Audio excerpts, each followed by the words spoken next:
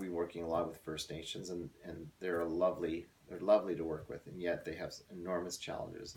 Perhaps it's the ongoing trauma of residential schools and all of the punishment and economic punishment they've endured over the last 150 years of our confederation. Um, but today we have a new generation of young Indigenous leaders who I think are coming out of that malaise and the trauma of their grandparents and even parents, and we're seeing a new kind of vitality and energy and joy and aspiration for building a new economic model for Indigenous peoples and community as a very part of Canada. Kanata means peaceful place or sacred land, and that's what it actually means. So I think there's something really compelling about getting back to understanding that we're all Kanata. We're all part of this beautiful, peaceful place. We have so much to learn from each other, from their traditions that go back 10,000 years, and our traditions, which come from across the pond or wherever we came from.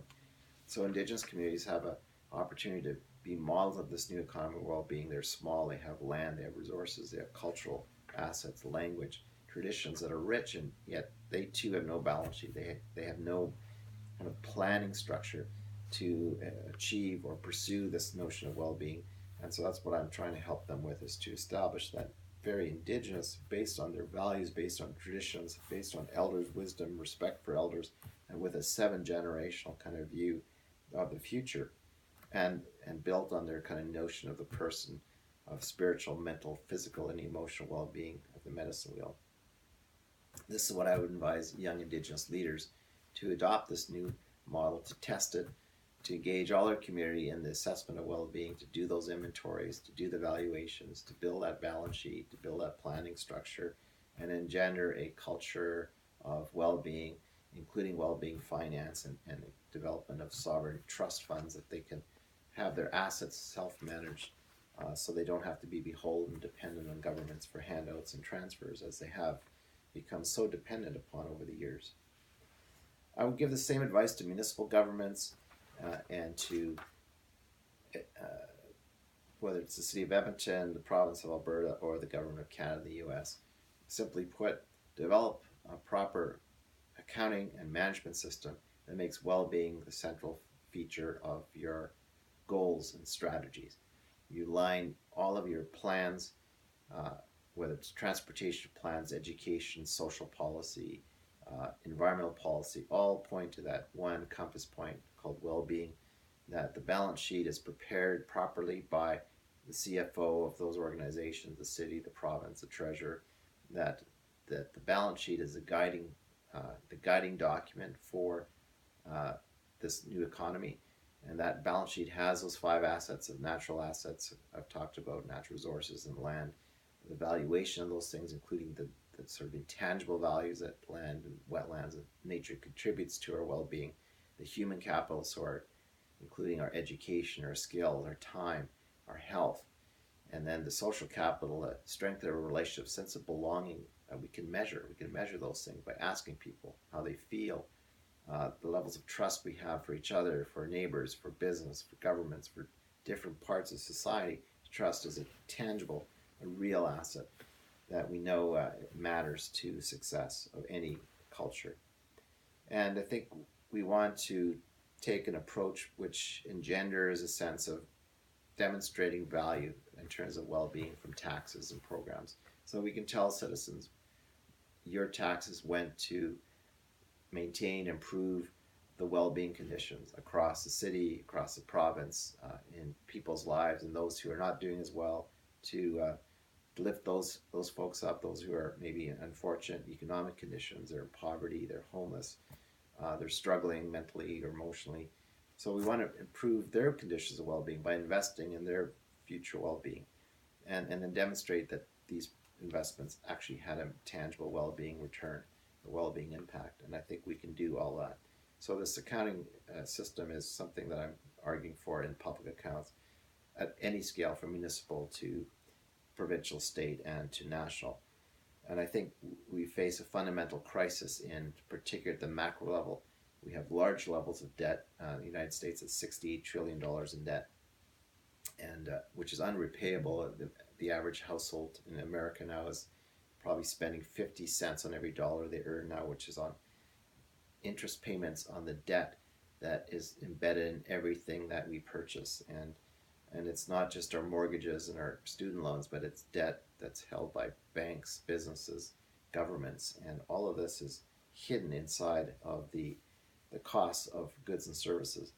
And this cost of interest is completely unnecessary if you understand the history of the United States and the struggle against Europe and Britain to to escape the burden of private bank debt, which was lost in 1913 when Abraham Lincoln, after he died, the Federal Reserve came into being in the U.S., adopted a private central banking model, unlike Canada, which maintained a central bank.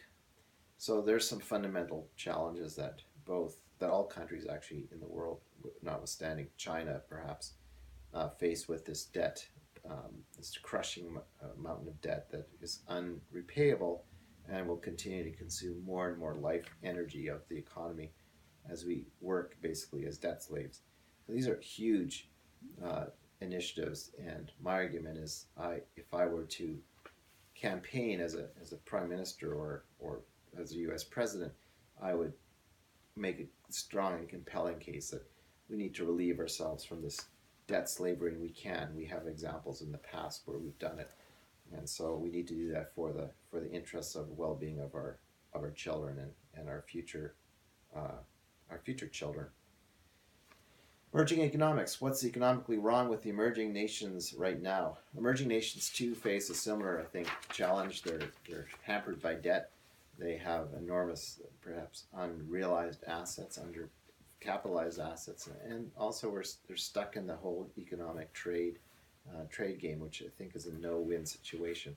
Adam Smith never defined trade as trading similar commodities across water or oceans. He said that we would trade in our competitive or comparative advantages. And so I think emerging economies are asset rich. They may be cash poor, but it's an artifact of, again, a banking system that has limited them from pursuing monetary sovereignty, which they all should have. And this is something Abraham Lincoln argued for and lost his life over, and China actually adopted back in the turn of the 20th century. Very few people know about that. And today China is probably the most successful economy because they have avoided the trap of private bank debt money and maintained a sovereign central bank, which Lincoln was a strong proponent of. What about retail investment? What's wrong with retail investment right now? What should retail investors do differently in general? I think retail investing right now is basically, you may as well go to the casino and bet on the roulette wheel or throw darts and figure out from that game which stocks to purchase. And, retail investing is just selling you the same old package of stocks and bonds and mutual funds that actually are only trying to outcompete the market index, and they rarely do. And so, it's kind of a mug's game, and it's a completely casino economy. And retail investment aren't providing, I think, an opportunity, they're missing an opportunity, which is to provide meaningful advice to people like myself or others to invest some of that after-tax money in meaningful enterprises that are actually in my community. I'm already spending after-tax dollars at my favorite cafe, maybe because I like the coffee or I like the proprietor, but I don't have, say, an option to take an equity or debt position in their enterprise, and I wish I could, either through my bank or my investment counselor. But I think there's a huge opportunity there for the retail investment world to step into that arena. Let's call it well-being investment or well-being impact investment. And I think it would be much more exciting, and I think the investment retail industry would flourish and do quite well. I think there's certainly enough fees there for them. People will pay for good advice, and people feel good when they invest in their neighbor's enterprise, and hopefully that means that everyone flourishes and no one is subject to the radical swings that we see in Wall Street and Bay Street on the markets. What about businesses? What's the biggest thing you see wrong in businesses right now? I think businesses need to also rethink what their primary vocation focuses. To me, a business exists to contribute to the well-being of society through their goods and services, through their innovations and entrepreneurial ideas.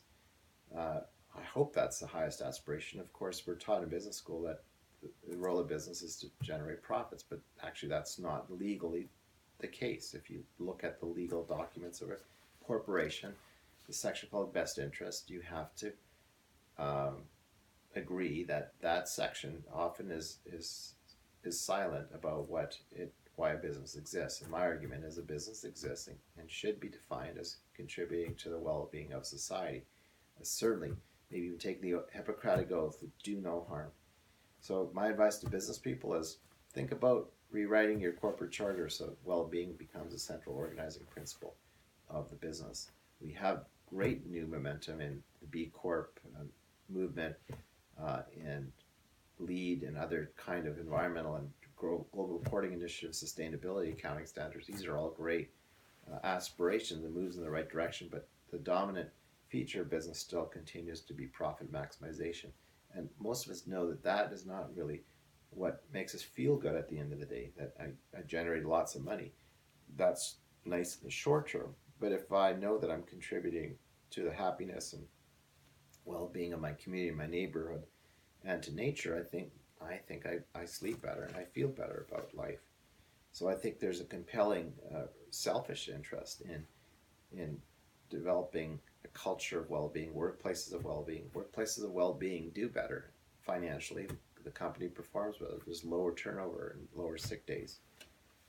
What about the housing market? What's economically wrong with the housing market? Well, like any other market, the housing market is prone to speculative bubbles, which we see now in Canada, and Vancouver, and Toronto, and where the ratios of household income to housing prices is completely out of whack, where an average house now in Vancouver might take 30 years of the average household income to pay for. When we bought our house, it was 2.5 years of combined income, my wife and I, in Edmonton 25 years ago. This seems ridiculous that we are spending so much more of our income and our incomes remain flat on housing. How could we do things differently? Well, I'm not sure how we're going to remove this seduction of market appreciation and the speculative bubble that we all kind of feed into, and we feed it because we expect we see the return, so we want to jump on the bandwagon. And so we have to, I think about that we're collectively enslaving each other, particularly our children, encumbering them with unnecessary levels of debt, which they won't be able to repay even in 30 years of earnings. And so we have to rethink how we do the valuation of a house. Like how does a house deliver utility value, like per square foot? I mean, what are the reasonable costs we should be paying for a home, for housing? And of course, we need to appreciate that a big part of that cost is interest, which is created, which is the burden that's imposed by banks when they issue the loans. So I'm a big advocate for public housing concepts like Habitat for Humanity, which issues a zero interest mortgage, an interesting kind of approach to thinking about solving things like poverty and securing a living wage, stripping out the cost burden of interest and allowing that low-income family hopefully to get a leg up and to come back into the fold of more of the middle class. So I think there's some great opportunities in the real estate market to pioneer a new way, a new economic model that's focused on, again, the well-being real estate, well-being by design, designing neighborhoods that actually deliver well-being impacts and people feel and acknowledge that their well-being is improved because of the design of a community, location to green space, walkability, things like that. What about a guaranteed income? Well, a guaranteed income is basically an income that you know you're going to always earn or enjoy, no matter what your economic condition. There's also the notion of living wage, which is a wage that is sufficient to meet your everyday needs. Guaranteed income is somewhat problematic in some ways because it feels like it would engender sort of couch sitting and people being lazy, and I think there's a danger in that.